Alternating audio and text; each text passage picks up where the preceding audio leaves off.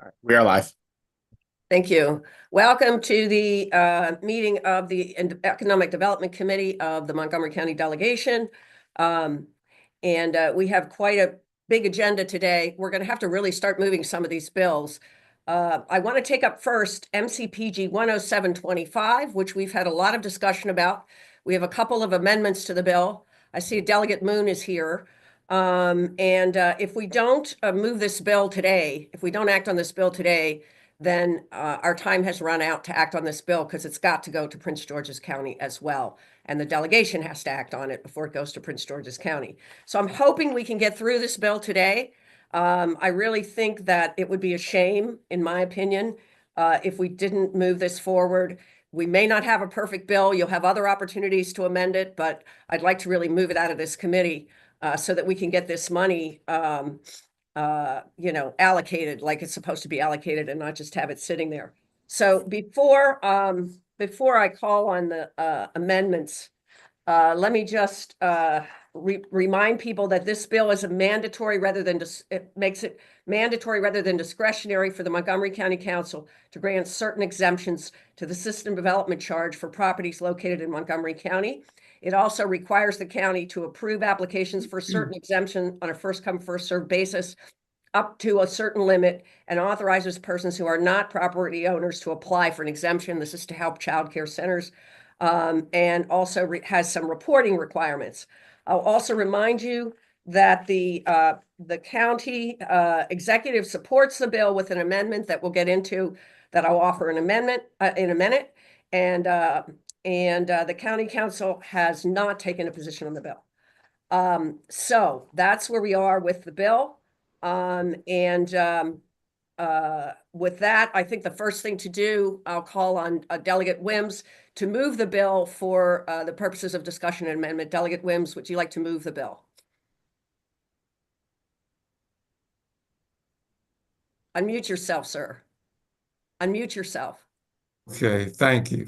There we go. Like to move the bill MCPG 107-25. Thank you. Is there a second for purposes I'll of second. Seconded by Delegate Frazier Hidalgo. Thank you. Okay, so with that, I would, as chair, like to move an amendment. This is an amendment offered by the county executive.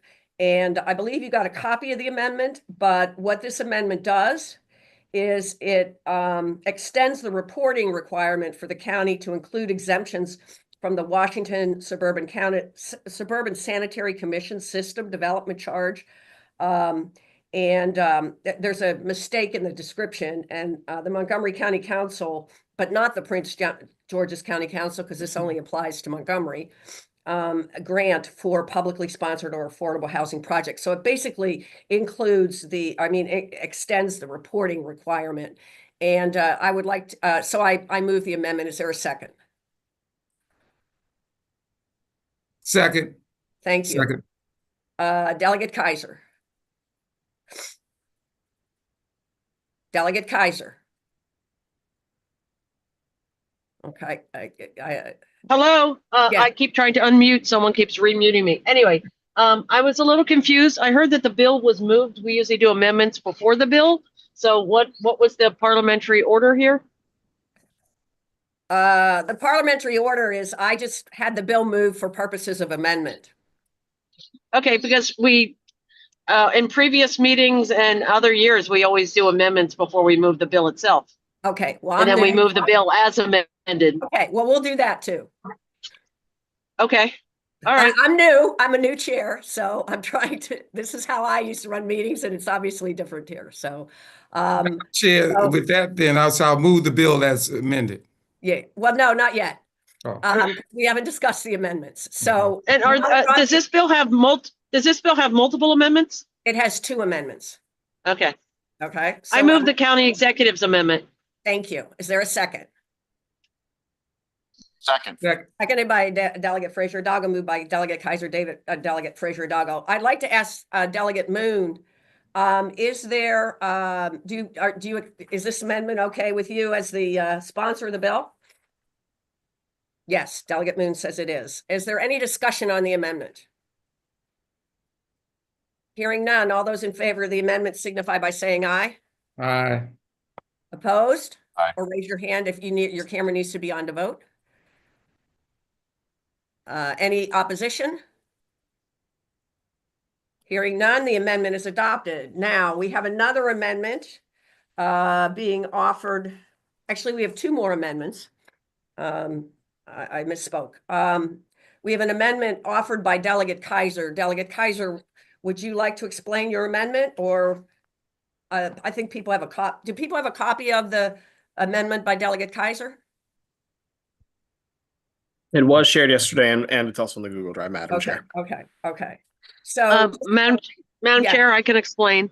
okay, I go had ahead. mentioned previously my concern that I didn't like first come, first serve as a governance policy, a way of doing things. I think Delegate Queen, I don't want to speak for her, but I think others may have shared that concern. Kathleen Boucher from the county did explain that we haven't hit the limit.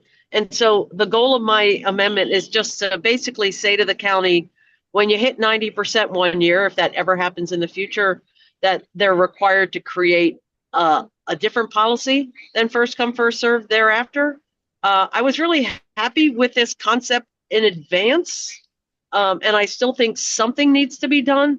But if I also understand from Ms. Boucher and from Delegate Moon, these exemptions happen as they happen throughout the year, and people apply at any time of the year and get the exemption covered in some period of time.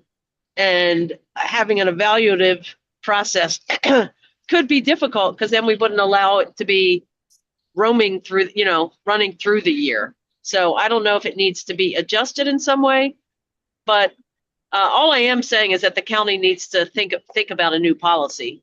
So anyway, I leave it there. Warts and all. Okay, so you're not, let me just be clear, you're not withdrawing the amendment.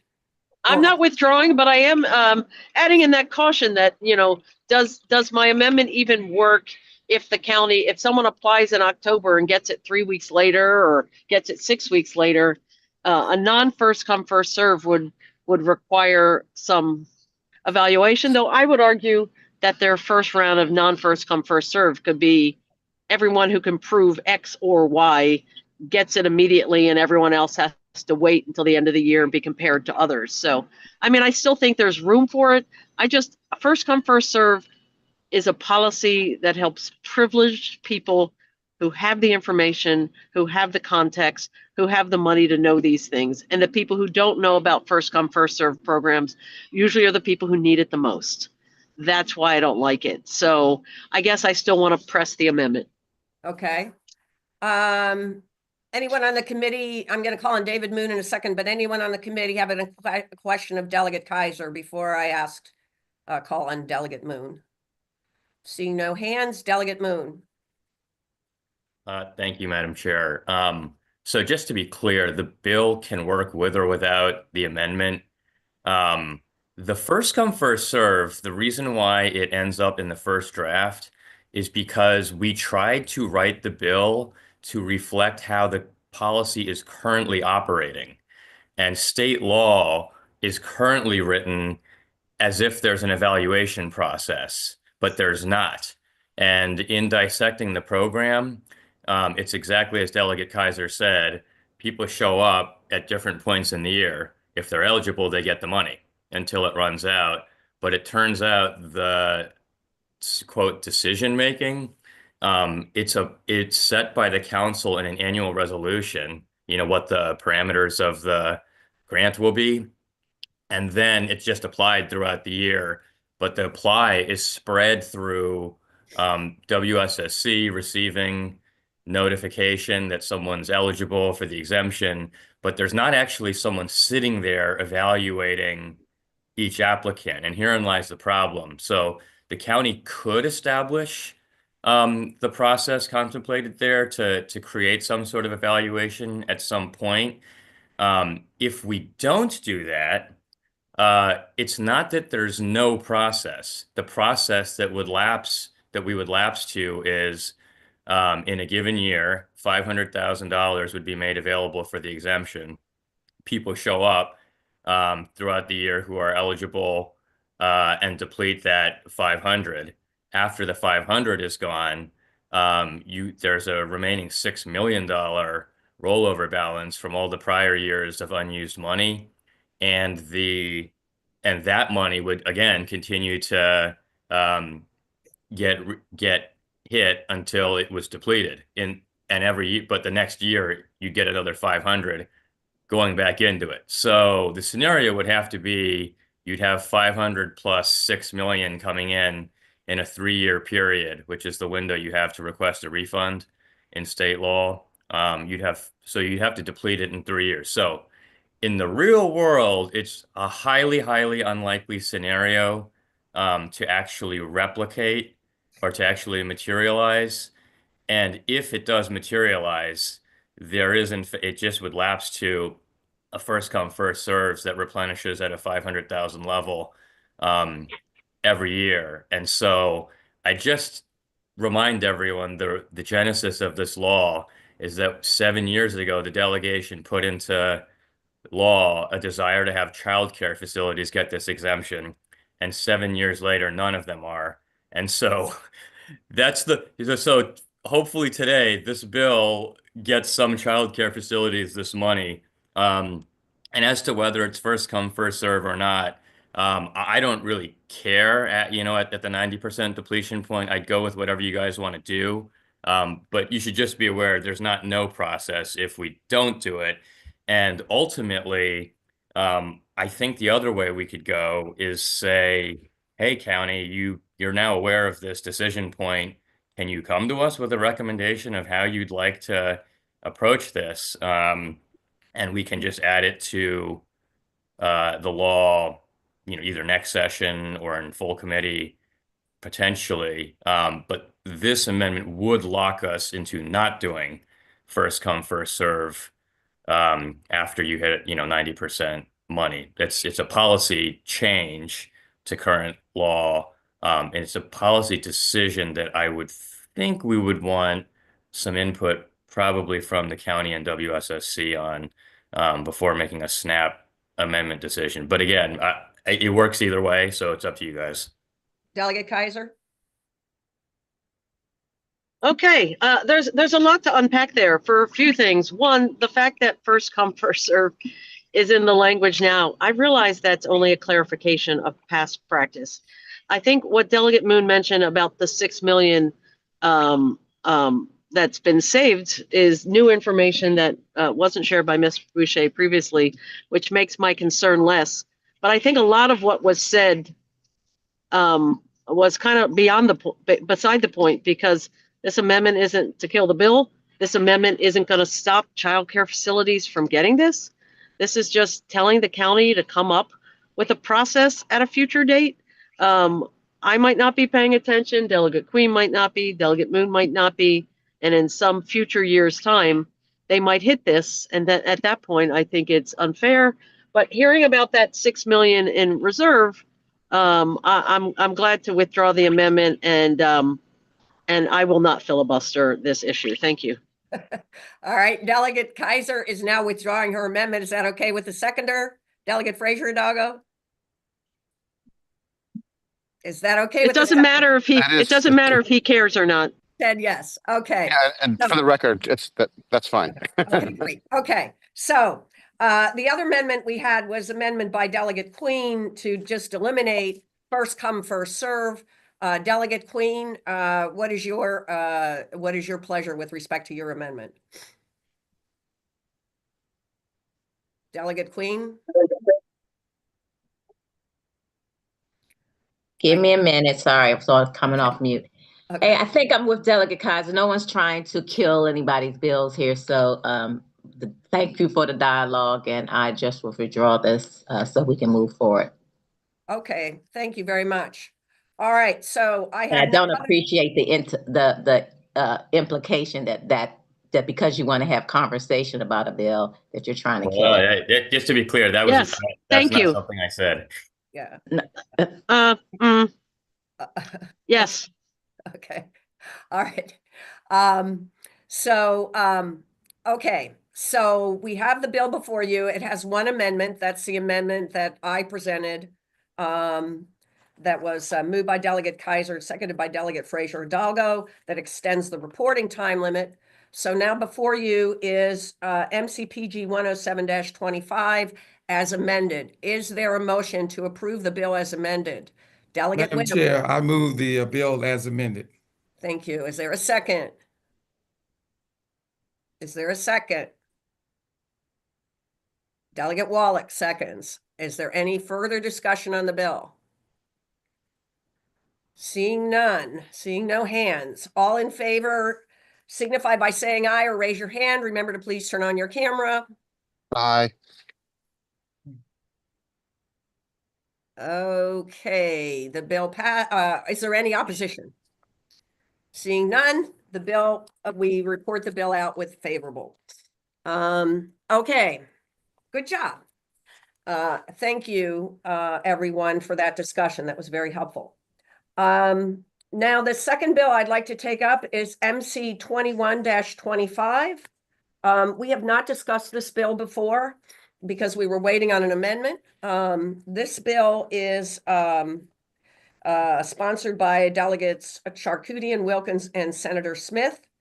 And what this does is, to refresh your memory, it requires the Board of License Commissioners for Montgomery County to adopt regulations to gather information about the number and density of retail establishments with licenses to sell alcohol beverages for off-premises consumption, and to promote public safety based on the impact of the density of these retail establishments each time a new liquor license is issued or an existing license is renewed.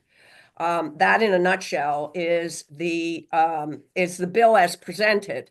There is an amendment by the sponsor, one of the sponsors, Delegate Charkoudian, and Delegate Kaiser. Before I take your question, I think it might be helpful if we had Delegate Charkoudian, who I think is on this call. She was on this call.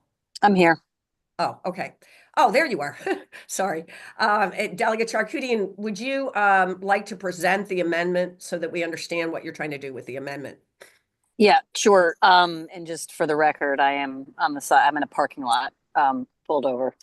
Yeah, so the amendment is, it essentially streamlines the bill. I think the way it was drafted wasn't quite what I had intended. And so what the amendment does is it says specifically that the board shall consider the density impacts on public health and public safety and consider testimony to that effect of any new license that is requested. So the idea being, that was always the intention, but I think that it wasn't quite clear in the original drafting. And so the idea being, again, just to remind people, if that's okay, Madam Chair. Sure. Yeah, just so to remind people what we found in looking at a number of hearings in our community is that there seems to be a conversation about business impact of density, but the specific public health and public safety considerations tend to be about the behavior of the individual licensee. And so for a new licensee, if you already have 6 in a 5 square block area or 6 in a 2 square block area, as happens in some of our communities, when the 7th one wants to come along, they haven't done anything wrong yet. And so there doesn't seem to be an adequate consideration of what is a 7th and an 8th based on public health research, scientific research, public health research on density of alcohol outlets. What is the impact on that community of that 7th or 8th? And this just makes it much more clear that that is what we're asking for the board to consider and potentially deny a license based on that, even though the individual who has applied for that license may or may not have demonstrated irresponsibility as it relates to public safety, which is usually how the public safety consideration is used when considering a license. And to be clear, and I think it's clear in the bill, that it is for new licenses only. So it wouldn't shut down or even affect renewals. In terms of like the density issue, you're going for a renewal, you've been there for 10 years and now suddenly you don't get your renewal. It wouldn't affect that piece. So it really just affects the new licenses coming in. Okay, thank you for that explanation. Delegate Kaiser, I see your hands up. I do eventually want, Amy Saman is on this call. She handles liquor issues for the county. And I think there's someone from the from the liquor board on the call. Delegate Kaiser, do you want to ask your question, or I thought it might be helpful if they explained what the process Well, is now. I mean, that is my question, because Okay. my understanding and my question for Amy Simon is exactly that. How would this bill change the process? I thought this was already being done, and so that's why I don't understand what the problem is beyond the current process. So yeah, thank you. Thank you. Amy, and is our liquor, the representative of the liquor board, Mr. Cho? Is that who is? Okay. So I'll turn it over to you, Amy, to explain along with Sure. Mr. Cho.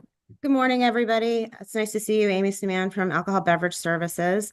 And with me is Chairman Cho. He has been on the Board of Licensed Commissioners for 2 terms and is working on his 3rd term. So he has a good level of expertise.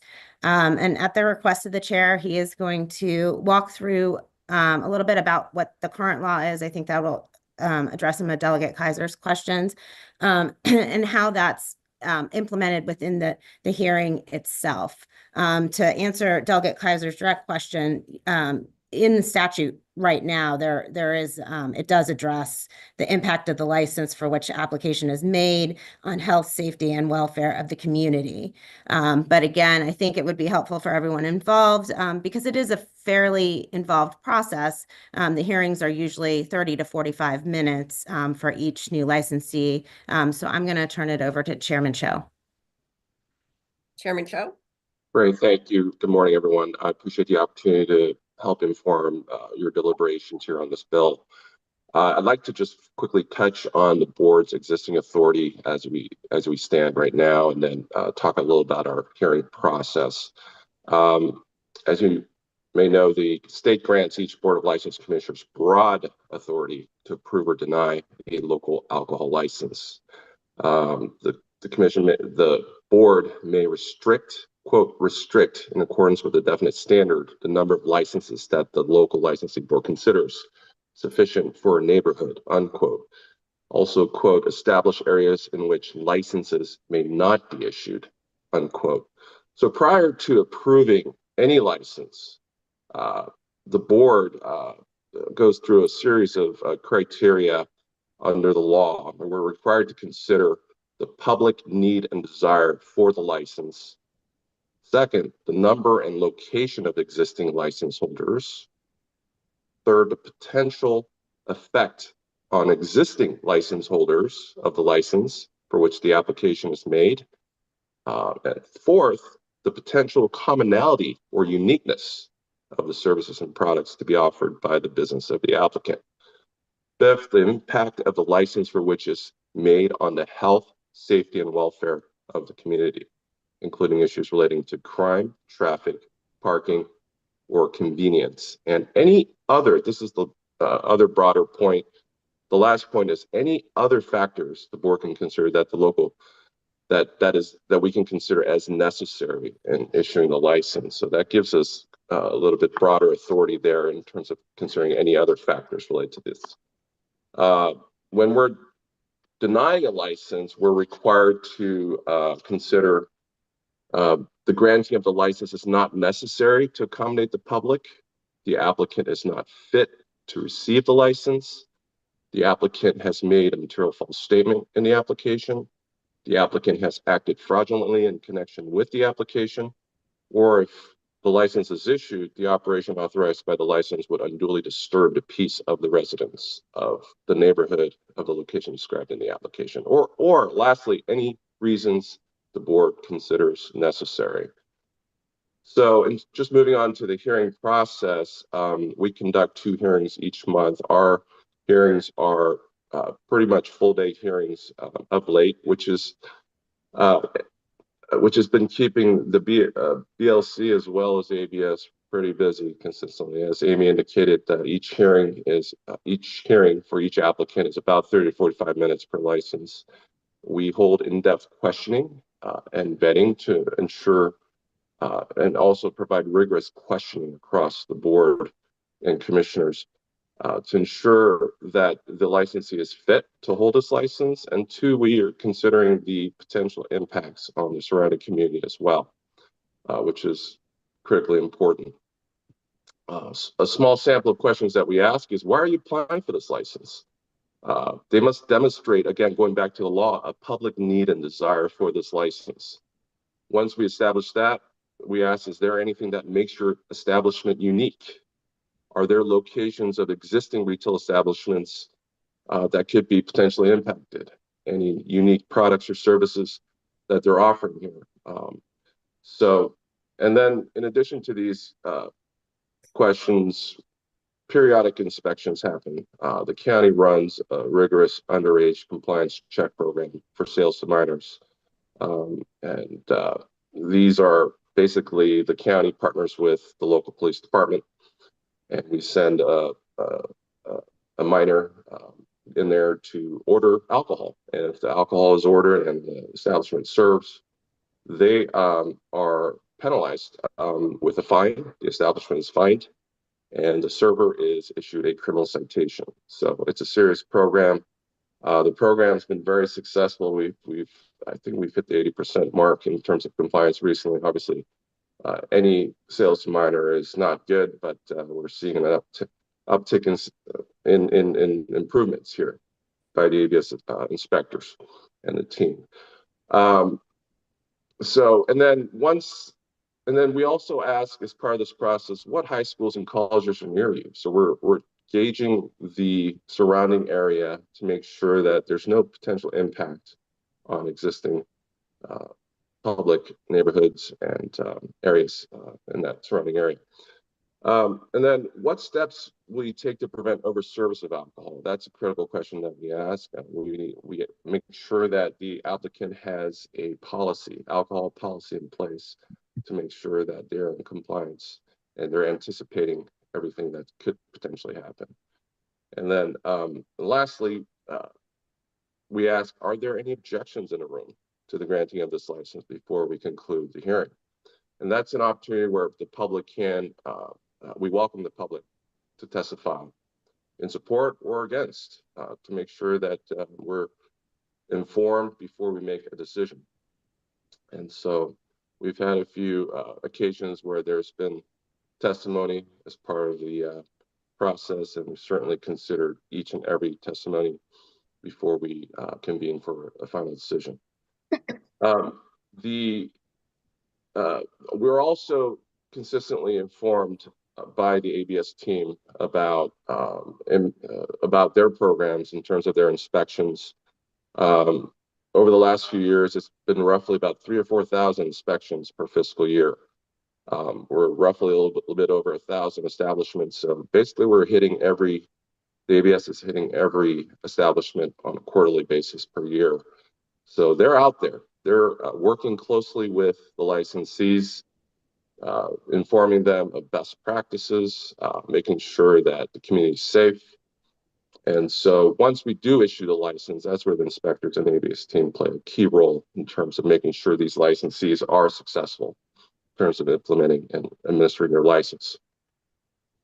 And then we have another bite at the apple. Obviously, once we issue them, we have an annual renewal process where we review all the current licensees to make sure that they're fit to hold a license. So, and that's another opportunity for the public to testify in terms of any issues or concerns that they're hearing in the neighborhood.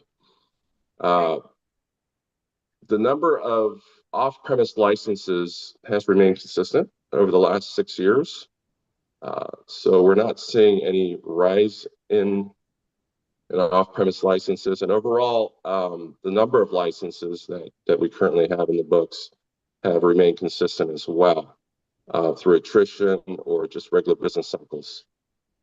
We saw a downtick due to the pandemic, but we're seeing, again, a similar level of, as I mentioned, about a little over 1,000 licensed establishments.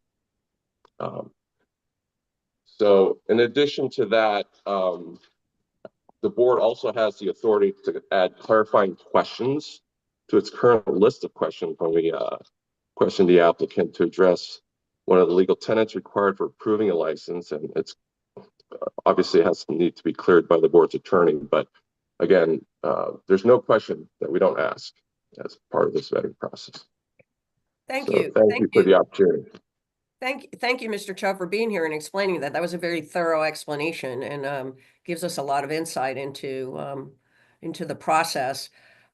Before I call on Delegate Kaiser and then Delegate Charkoudian, I would like to ask you, you said the board can add questions, legal criteria once it's vetted on the process. Where do those come from? Is that a regulatory process or what is that?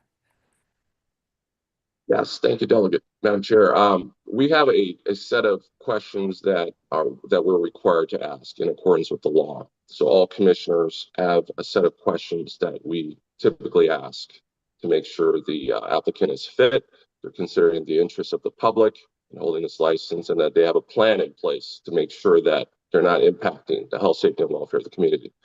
So those are a standard set of questions, but when we have certain applicants where we're requiring a little bit more information, that's when additional questions are asked. And we consult our attorney in that regards to make sure that we're asking the right questions and making sure we're getting the right information from them before we actually issue a license. So sometimes we'll postpone a hearing in that regard to make sure the applicant gets more information together so that we can render an informed decision. So there are various scenarios, but we make sure we deliberate carefully before we make any final decisions. Okay, thank you. Ms. Sure. Saman, do you want to add anything I to? do. Thank you very much. And thank you, Chairman Cho. I appreciate it. He did a very thorough job. Just a couple of things I want to add in terms of directly dealing with density itself. We supply the maps of the surrounding license holders, our staff here in the office, on each new license to the board, as well as posting it online for the public, so that they are aware. And we also provide what type of license it is, because, you know, of course, if we're talking about off-premise, a restaurant nearby is not quite as relevant. And those things are discussed as well. In addition, like Chair Cho mentioned, the applicants are required to know what high schools are around the area. The other thing that our staff does here, we have, 5 inspectors, and the county is split up into 5 districts. Those inspectors attend the hearing and speak to any sort of issues in the that area that are currently happening with anything related to the health and the safety and crime. Recently, over the last several years, there have been task forces that have been set up, nighttime task forces, of which we've been a part of, as well as the health department is a part of them, environmental protection for the noise component. And those have been mostly focused in the more dense areas. So those have come up in the hearings as well. Okay, thank you. Mhm. Before Delegate Charkoudian, I know you have a time constraint. My policy in this committee is to call on committee members first. Delegate Kaiser, is it okay if Delegate Charkoudian goes before you? Well, my question is for Delegate Charkoudian. Okay, perfect. Go ahead. Go ahead. Delegate Kaiser, go ahead.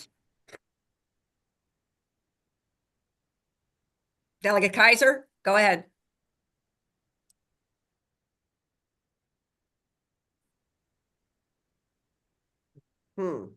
Okay, sorry, I was trying to unmute. My problem. My question is for Delegate Charkoudian, which is, we heard the whole explanation. What is lacking? And I mean, a very specific question. I don't want to hear the whole purpose of the bill again, but what in particular didn't work in some situation that prompted this bill, given what they're describing about density and everything else? Thank you. Delegate Charkoudian. Yeah, thank you. And Madam Chair, I actually have less of a time constraint since I got on the road. So so you're good. Do your process, however you do your process, and I apologize. So I think I really actually appreciate that we got to hear that whole process, because if you listened to the points, the explicit direction from the legislature to the board about what to consider as it relates to density is actually tied. The only explicit, so there's public health, public safety of the individual licensee who's applying, right? So that's the language that you heard there. And then the only reference to considering density and the sort of the rest of the map is the impact on other businesses. So it still is a business decision that is considered. It's not a public health decision of density that's considered.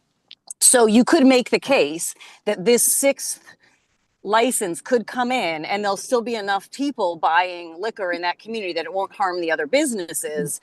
And if that individual licensee has not demonstrated a need to be concerned about their public health, their public safety, individually, not as a group now, then they would still get their license. And in fact, I went through, I had conversations. Amy helped connect me with many members of the board.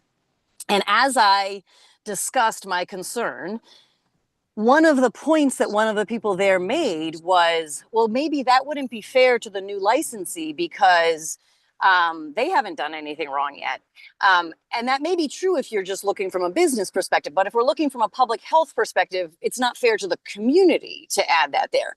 And so I would just say that I think it may be, and I think the board could make the case that they have the discretion to consider the public health and public safety of the density of this additional licensee.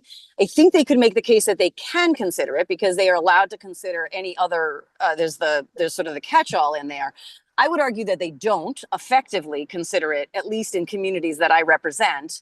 And I think that it is, I think that there's a real benefit to the legislature sending an explicit direction of legislative intent that public health and public safety is to be considered not only in terms of the individual whose license it is we're considering, but in terms of the impact of that new additional license on the entire community. And that's my request of this committee. Okay, Delegate Kaiser, I see a thumbs up. Okay, anybody else have questions either for the county liquor representatives or Delegate Charkoudian with respect to this bill? Okay, let me just say for Delegate Wallach. Sorry, I had the raised hand, but somehow it's not very visible. Okay, I see Good you. morning. Thank you, Chair, and thank you, Delegate Charkoudian. So as an individual, I'm a teetotaler and also a big proponent of well-being. But this question is actually more related to the new businesses that might be entering a given area that already has, establishments that are serving alcohol. My question is, was there any thought to limit the amount that is being served as opposed to limiting new licensees? Because I'm concerned that this may prohibit new businesses coming into any given area. And so the question would be, what, if any, implication this may have on new businesses? Delegate Charkoudian, do you have an answer for that? Do you know that? Yeah, I think if you were to ask community members in Langley Park and in Long Branch, which are two of the areas in my community that have serious issues with public drunkenness, public health, public safety related to the density of the alcohol establishments. And I would just point out there is, in addition to our personal experiences, there's scientific research, which I think it's a good time in our history to point out that that's what we base our decisions on. I think that, we would rather have an empty establishment than another liquor store in some of these cases. That's how damaging it is, right? And no one wants an empty storefront, but an empty storefront would be less damaging to the community in some cases than another liquor store. And the second thing I would say is that sometimes the landlords will actively pursue, they know that it's pretty easy to get a liquor store in, and they know that liquor stores can be financially viable. And so they will actively pursue alcohol establishments to come in when they have a vacant property. And I think part of what we're trying to do is change the rules, but the idea behind changing the rules is to drive a different kind of economic development. And so, the idea is word will get out. And then, you want to have landlords going, okay, well, let me not pursue that because there's a good chance that that's not going to get through because look, there's so many other liquor stores here. And then how can we, our business associations that reach out to those landlords and say, let us help you find someone else. I think we really want to change the character of how this process works. And this may be just one small step of it. There's probably a lot more we need to do. But that is sort of the idea from a business development perspective. And also just the impact on the other businesses nearby, who have people, public urination and everything else going on. So I would say the overall benefit on the business development side is positive, even if it requires a shift in how, landlords are recruiting and so on. Thank you. Thank you. Okay, this is the first time we've discussed this bill, and this was a part of a work session, so I'd like to kind of put this off maybe for a vote for another meeting. People can ruminate on what we heard and look more closely at the amendment, if that's okay with the committee. Let me just inform you that the county executive and the county council support this bill, but it's contingent upon the adoption of additional amendments that establish the objective criteria the board should apply to determine approval or denial of a new license. So I'm just reading right off of the county's official position on this bill, just so the members of the committee understand that that's the county position. I think we will put this to our next meeting for a vote. Let me say, though, that that's the absolute last time we can vote on alcohol bills in order to have them in time for action by the Economic Matters Committee. So we should be prepared to take action on that bill next time. I see Delegate Sullivan has his hand up. Yeah, thank you, Madam Chair. That was actually, I was going to ask the question is how, and I will admit I didn't get a chance to fully read through the amendment. How are the criteria going to be set? And so maybe Amy or Chair Cho, if you don't have to respond now, but maybe if you could follow up with us, like what is the thought process behind how we're going to objectively measure this? Amy, do you want to respond quickly to that? Sure. I don't know. I think that would be up to the sponsor of the bill. Okay, thank you. Delegate Kaiser? Yes, I think it's up to the sponsor too. I think the sponsor gave great responses earlier that alleviated a lot of my concerns, but yeah, I think the sponsor has to answer that question. Thank you. Delegate Charkoudian, did you hear that? I did, yeah. I think if you listen to I'm willing to put in an amendment that says the board shall come up with more specifics, of this criteria. I actually spoke to some county council members, and I'm not sure how strongly they feel about that particular line that ended up in their bill. If you look at the other criteria that the chairman read, the language of this amendment is actually consistent in its level of specificity and generality, except that it adds the specificity is that it adds this concept of density. But everything else in the bill, everything else in the current law is reflective of this same level of specificity. So I would say that if, for us to turn around and say 7 in a 2-block area, I think is actually moving in the wrong direction. I mean, to the extent that folks are concerned about how consistent this is with how things are currently done, I would urge people to look at so my preference would be not to add this amendment. I think it's if people feel strongly about it, I'll work with them to get an amendment. But I would suggest that we look at the law and the way that it's currently worded, the amendment, the sort of 3 paragraphs that my amended bill would add, and you'll see that the level of specificity is more or less consistent.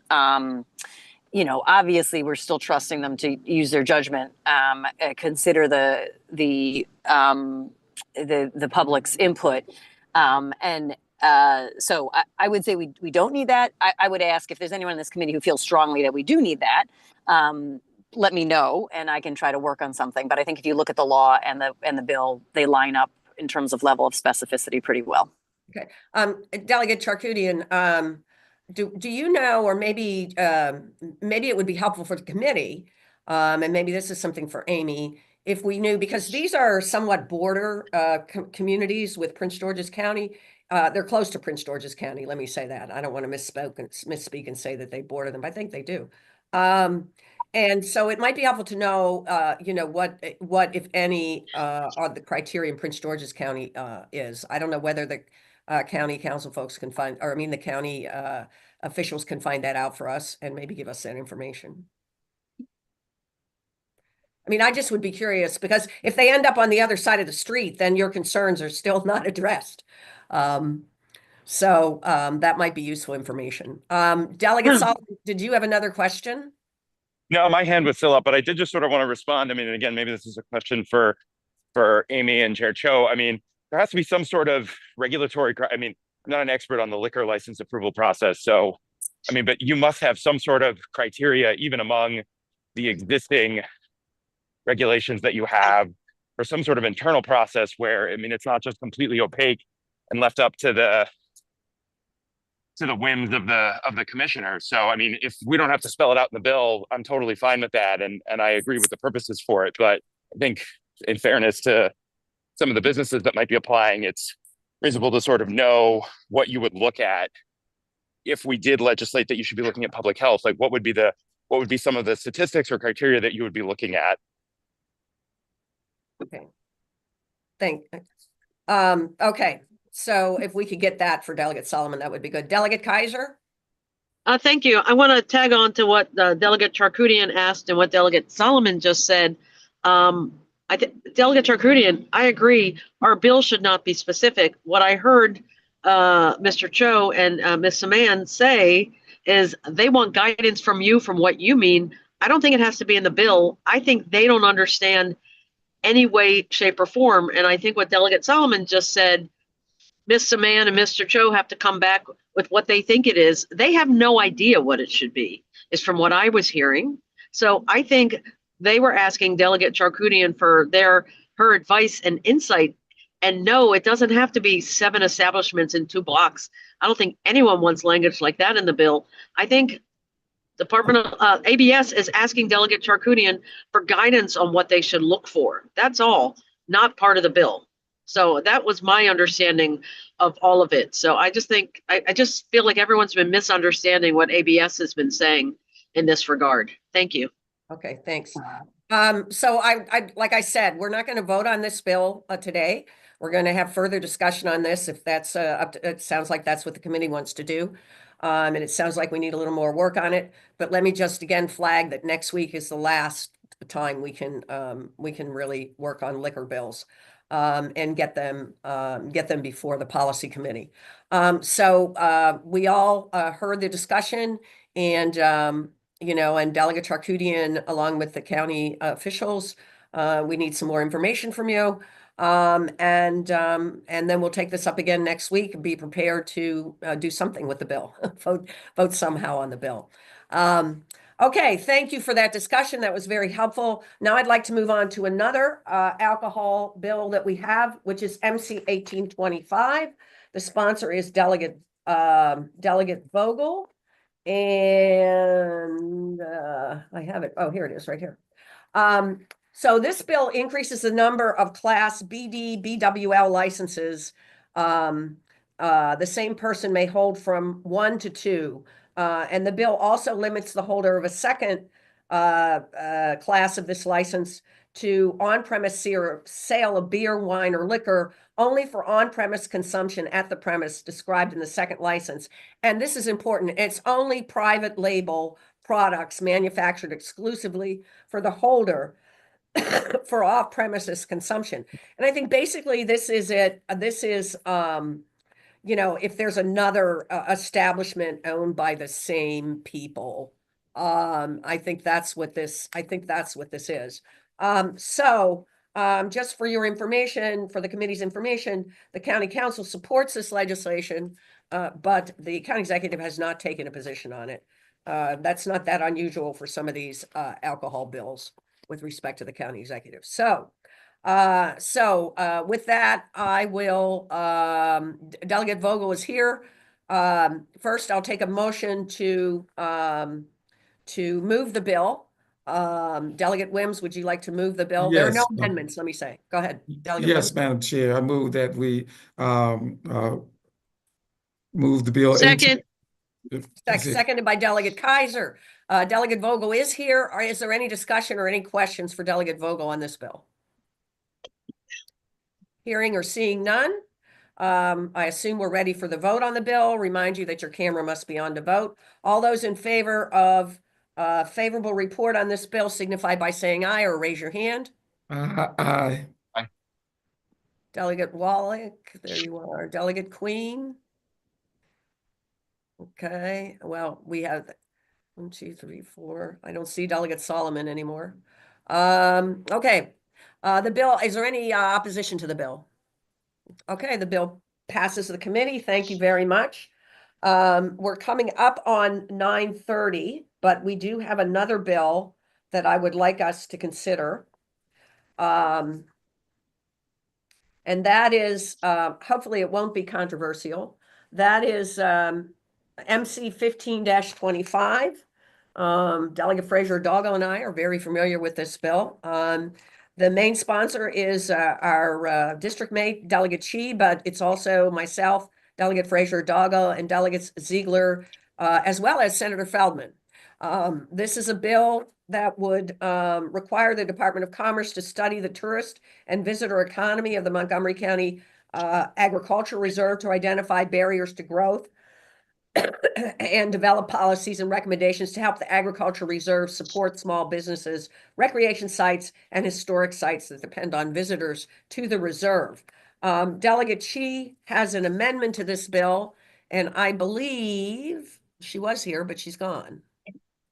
Oh, no, she's here. I'm sorry. I don't see when your camera comes on. Delegate Chi is not available, but Delegate Chi's Chief of Staff, Katie Hardy, is here in her stead. Katie, would you please explain the amendment? Absolutely. All the amendment does is clarify the intent of the bill to look not only at the tourism and the agritourism part of the impact of tourism and agritourism, but also just general the economic development status of the ag reserve more generally. So that's the gist of the First Amendment. And then it also just clarifies the naming of the agencies that the Department of Commerce can work with. They were incorrect in the original bill draft, so they just correct those. Okay. So quite small amendments, and it just reorganizes the text to ensure that it's reflective of the actual intent of the bill. Okay, Ms. Hardy, I had an earlier amendment. I assume that the latest amendment submitted supersedes that. Is that correct? Correct. Okay, so it includes what was in the earlier draft. Yes. Okay, thank you. So I will entertain a motion to accept the amendment. Is there a motion? So moved to accept the amendment. Okay, moved by Delegate Wims. Is there seconded by Delegate Frazier-Doggo? Are there any questions or discussion on the amendment? Hearing none, all those in favor of the amendment signify by saying aye or raise your hand. Aye. Okay, the amendment, any opposition to the amendment? Seeing none, the amendment is adopted. Okay, so now we're on the bill, and I will entertain a motion. Move the bill. To accept the bill as amended. Second. Moved by Delegate Frazier-Doggo, seconded by Delegate Wims. Any further discussion on the bill? Hearing none, I will take a vote on the bill. All those in favor of the bill as amended signify by saying aye or raise your hand. Aye. Aye. Any opposition?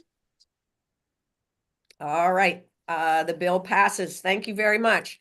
That concludes our meeting for today. Great work. Thank you all very much, and we'll see you next week. We're getting to the end of our long list of bills here. So thank you very much for your attention and your questions.